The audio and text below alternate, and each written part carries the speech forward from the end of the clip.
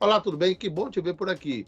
Hoje nós vamos ter mais uma live do canal Via Jurídica, hoje com o tema justamente da Empresa Livre Iniciativa e Direitos Humanos. Estamos aqui com o professor Giovânio de Melo Cavalcante, no seminário Empresa. É uma autoridade no tema, é uma autoridade ligada justamente a essa área de pesquisa da empresa e direitos humanos. Ele é mestrando em Direito pela Universidade Federal e um advogado militante justamente nessa área de advocacia corporativa.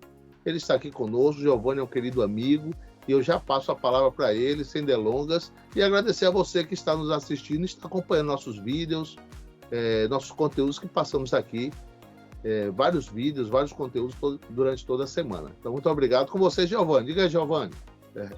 Olá, professor Pedro Durão. Isso aí. É uma satisfação estar aqui nesse seminário juntamente com o senhor, nesse canal muito importante, Via Jurídica, que tem contribuído muito para a compreensão desse tema tão caro para a sociedade, que trata das empresas em específico, né?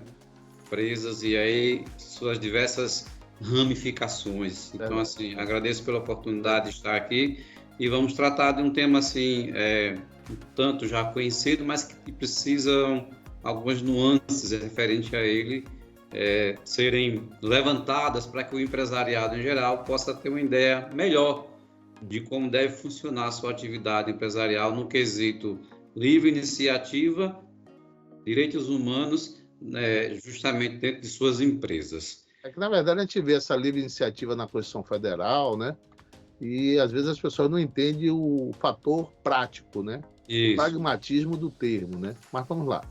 Muito, muito bem observado, muito bem lembrado.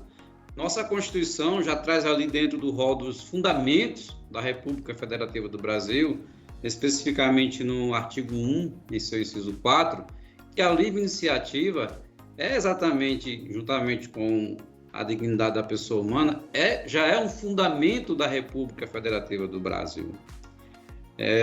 Também na ordem econômica, lá no artigo 170, tem essa previsão de que o empresário tem essa condição livre, que a gente chama de livre iniciativa, de desenvolver sua atividade empresarial, comercial, ou empreendedor, quando quer empreender, de uma forma livre, no sentido de que de uma certa liberdade na escolha da atividade que vai desenvolver. Sim. Sem que haja ingerências indevidas por parte do Estado. Só que essa liberdade, ela exige a observância de alguns parâmetros, que apesar de ser livre, ela não é totalmente livre, absoluta, como a gente vai ver aqui. Mas a ideia de livre iniciativa, basicamente, é isso. O empresariado, a pessoa jurídica, a pessoa física, ou qualquer um de nós que quiser abrir qualquer atividade empresarial, desde que seja dentro das normas legais, desde que seja permitido essa atividade, ele vai lá abrir sua empresa sem ter que estar pedindo determinadas autorizações estatais, claro que tem algumas observâncias legais, e desenvolver a sua atividade normalmente, tranquilamente, sem nenhum empecilho, como eu falei, desde que dentro da legalidade, desde que então, dentro da lei. Essa livre iniciativa, ela não é absoluta, né? Ela não é absoluta. Exceções, né? Há exceções, exatamente. E a gente vai apresentar aqui pelo menos 2 ou 3 exceções, basicamente, para não nos delongarmos muito, né? Apesar de ser... Quer falar, professor? Não, fica à vontade. Apesar de ser um fundamento da Constituição, um direito que está estabelecido na ordem econômica, por pensar nessa propriedade desse instituto, muitos empresários podem imaginar que tem a liberdade de desenvolver sua atividade econômica da forma como bem entender, da forma como bem quiser. Não, eu sou livre, a Constituição me garante esse direito, e aí eu vou desenvolver da forma que eu melhor achar, como se não tivesse nenhuma obrigação também no exercício de sua atividade, né? Porque ela pressupõe não só direitos, mas principalmente deveres. E dentro desses deveres, há pelo menos 2 importantíssimos aqui que vamos tratar. Essa atividade empresarial, no seu desenvolvimento, sua atividade empresarial, da empresa e assim por diante, o empresário, o empreendedor, a gente faz essa diferença, né, entre empresário e empreendedor, que é aquele que inova e tudo mais, tem que primeiro observar uma característica importante trazida pela Constituição, que é a ideia da função social da empresa. A empresa, no desenvolvimento de suas atividades, tem que cumprir essa função social, que está também prevista na Constituição, semelhante à função social da propriedade. Isso por quê? Porque a empresa é uma propriedade também. A empresa é um ator social, está no meio da coletividade. Sim. E como é que ela desenvolve essa função social? Contribuindo com o desenvolvimento, especificamente, da nação, da sociedade, desenvolvimento socioeconômico, no sentido de, no cumprimento das normas sociais, das normas constitucionais e assim por diante, ela possa contribuir, fortalecer e favorecer para que a coletividade como um todo aufira benefícios com o desenvolvimento dessa atividade econômica. E, claro, nesse sentido, no cumprimento da função social da empresa, já existe ali uma série de direitos e deveres determinados pela Constituição que a empresa tem que obedecer, que a empresa tem que seguir. Exemplo disso, caríssimo professor Pedro Durão, nós temos lá no artigo 6º, por exemplo... não precisa ser formal assim não, viu? Mas eu gosto de... Fique tranquilo, vai. Exemplo do artigo 6º, por exemplo, a gente tem ali uma série de direitos sociais que a gente entende como direitos humanos que foram positivados na Constituição como direitos fundamentais, que a empresa deve observar. Então, a própria Constituição já traz algumas limitações a nível constitucional que as empresas, os empresários como um todo devem observar. Além da própria Constituição estabelecer a ideia da livre iniciativa, professor, recentemente, em 2019, tivemos a promulgação da lei que ficou conhecida como Lei da Liberdade Econômica, não é isso? Que veio muito contribuir e favorecer o desenvolvimento mesmo das atividades empresariais. Existe uma série de princípios ali, por exemplo, como a liberdade, como a garantia da atividade econômica, que favorece, que contribui para que o empresário possa desenvolver sua atividade.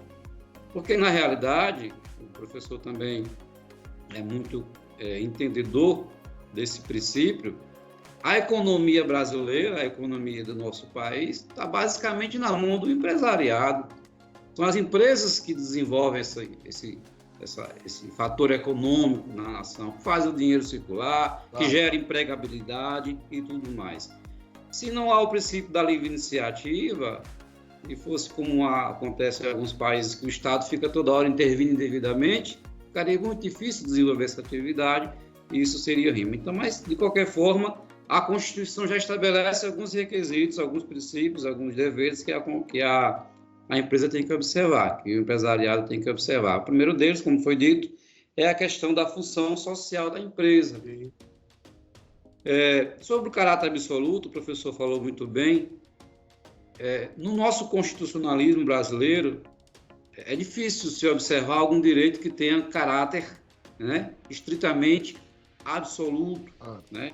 Há uma discussão doutrinária em torno disso, ainda que ele esteja positivado na condição de direito fundamental. Então, pela iniciativa, livre iniciativa, apesar de ser fundamento, não ter esse caráter absoluto, ela precisa também obedecer esses requisitos que estão estabelecidos na Constituição.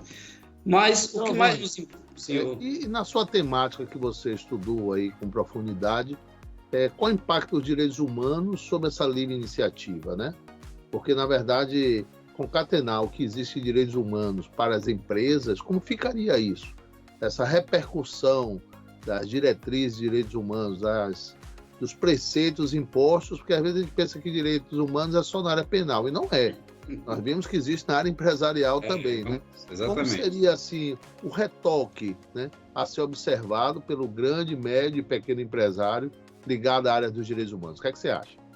Isso é uma pergunta importantíssima, até porque muitos empresários, pequeno, médio, grande empresário, têm dificuldade de relacionar esses dois pontos, empresa e direitos humanos. Pouca gente até, inclusive, conhece essas duas perspectivas do direito.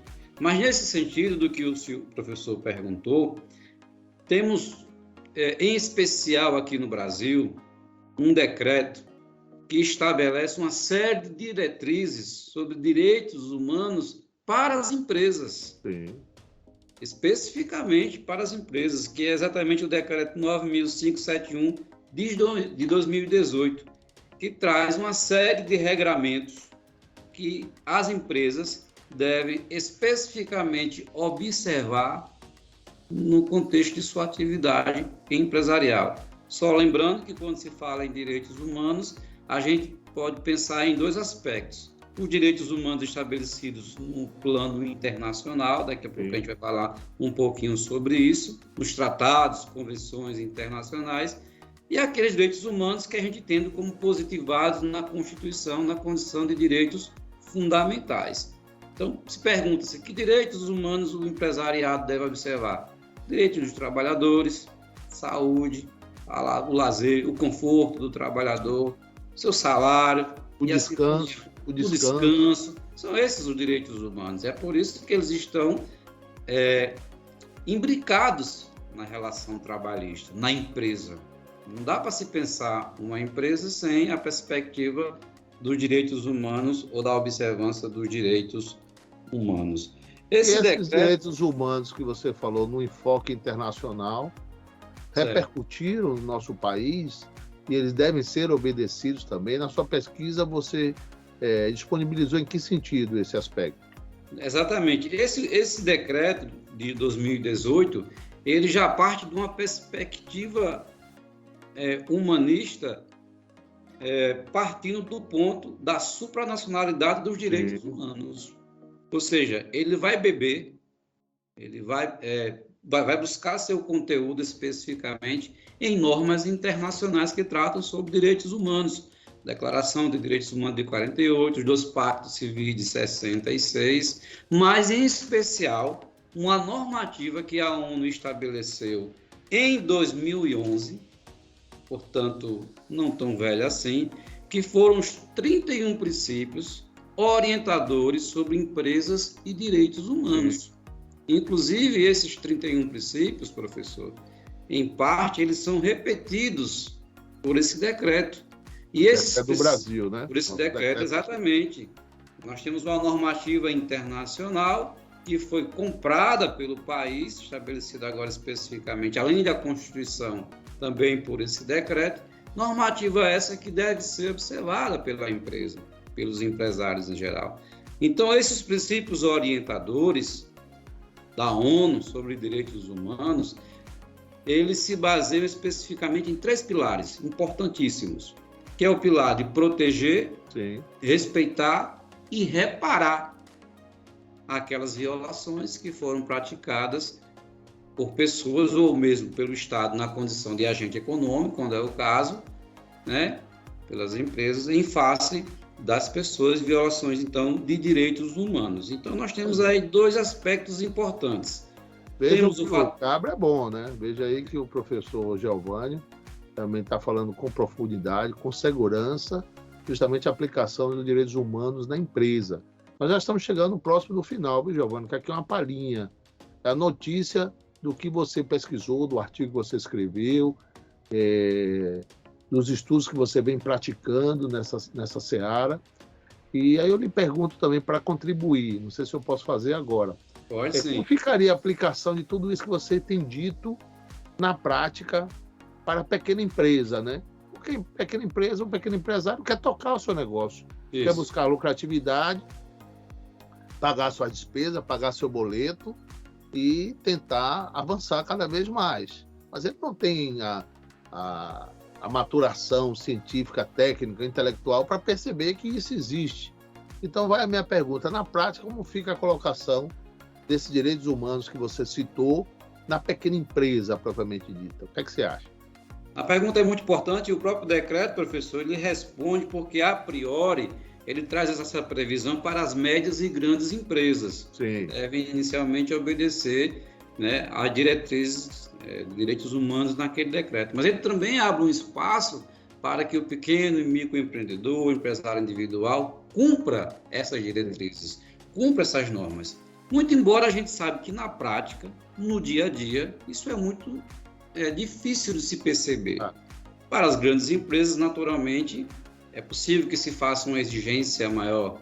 Mas para o pequeno empresário, aquele cara que tem seu comérciozinho pequenininho, né, tem lá seu CNPJ, até mesmo aquele empresário individual que tem seu carrinho de cachorro-quente ali, vende sua mini pizza, né? Ele não tem essa compreensão. Ele quer tocar seu negócio, né? Ele quer tocar e ver o que é que vai dar durante o dia, durante a semana.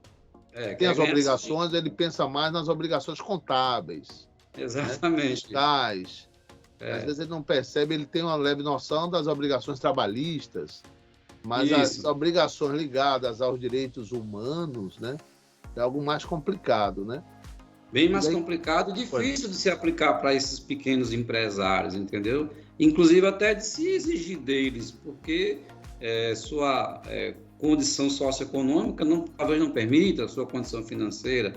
Mas eu penso da seguinte forma, até o cara que vende um cachorro-quente, que vende uma mini pizza, se fosse conversar com ele, se for orientado direitinho, ele vai perceber que ele também se encaixa nesse contexto. No sentido, por exemplo, de que tem que vender uma mercadoria de qualidade, não pode vender um produto vencido, tem que acondicionar bem sua mercadoria, porque se ele não se atenta a essas questões, ele viola um direito fundamental, que é um direito humano, que é o direito à saúde, por exemplo, pode prejudicar a saúde de seus consumidores. Então, na prática, de fato, para os pequenos empresários, isso é muito mais difícil, mais complexo, mais distante de se alcançar. É muito mais comum se cobrar das médias e grandes empresas. E nesse aspecto, no geral, ele também não pode perder a humanização, né, do que ele está fazendo. Exatamente. Seja pequeno, médio e grande empresário, ele tem que estar lutando em busca da sua atividade econômica, né? Exatamente. É evidente que isso é empresa, é direito empresarial, direito de empresa, ele tem que buscar isso. E nós estamos colocando aqui com segurança que ele tem que buscar, claro. Agora, o que você está colocando justamente é a humanização dessa busca, né? Exatamente. Seja para o pequeno empreendedor, para o médio ou para o grande, não é isso? Exatamente. Tem que pensar sempre que está se lidando com pessoas. E a gente coloca isso em nosso artigo, que está se lidando com pessoas. Tanto os seus funcionários quanto os seus consumidores. E eu finalizo dizendo por que isso é importante. Por que essa temática é importante? Porque, infelizmente, apesar de toda essa normativa protetiva dos direitos humanos aplicável à empresa, infelizmente aqui em nosso país ou em outros países, a gente vê muitos casos de violações de direitos humanos. Sim. Pessoas trabalhando para empresas na condição, né, análoga à escravidão. Posições degradantes. Empresários que têm a prática comum de estar vistoriando seus empregados, suas bolsas, fazendo revistas pessoais, violando a intimidade. Levando a humilhação, né? Levando a humilhação. Isso pode causar transtornos neuropsicológicos, pode deixar a pessoa doente. Então, assim, isso precisa ser reforçado, o empresário precisa compreender esse seu papel, compreender esses seus deveres, para que ele possa desenvolver bem sua atividade econômica, claro, ao oferir lucro, mas desde que seja dentro desses padrões que eu digo universais e nacionais relacionados aos direitos humanos e aplicados às empresas. Eu creio que é isso que a gente poderia contribuir nesse sentido. Professor Giovanni, muito obrigado. Obrigado a você que está nos assistindo, a você que acompanha nossos vídeos. Eu um carinho muito grande por você que nos acompanha. O objetivo do canal é justamente patrocinar conteúdos gratuitos que levem o conhecimento, Giovanni, às pessoas de forma geral. E veja que você colocou aí em pequenos minutos, né, algo bem sucinto, mas bem objetivo, do que a expressão dos direitos humanos da empresa, algo que a gente imagina que não poderia existir, e existe, e a gente está colocando para que as pessoas conheçam e busquem praticar. Acho que essa é a ideia. Então, eu queria agradecer a você que está nos acompanhando, agradecer ao professor Giovanni, viu, por esse carinho, e com você, Giovanni, as palavras finais. Agradeço muito pelo convite, professor, por esse canal que está crescendo, por ser um canal gratuito, de alcance aí disponível para quem quiser, né? Vejo um conteúdo de importância dessa importância. Agradeço o trabalho do professor também em disponibilizar esse espaço e espero que essas informações alcancem o máximo possível de pessoas para que a gente possa ter uma sociedade, como diz a Constituição, mais justa, digna e solidária, né? No sentido geral. É isso aí. Muito obrigado. Tá bom, gente. Muito obrigado. Muito obrigado a você. Obrigado, Giovanni. Um forte abraço, hein? Até a próxima. Valeu, valeu.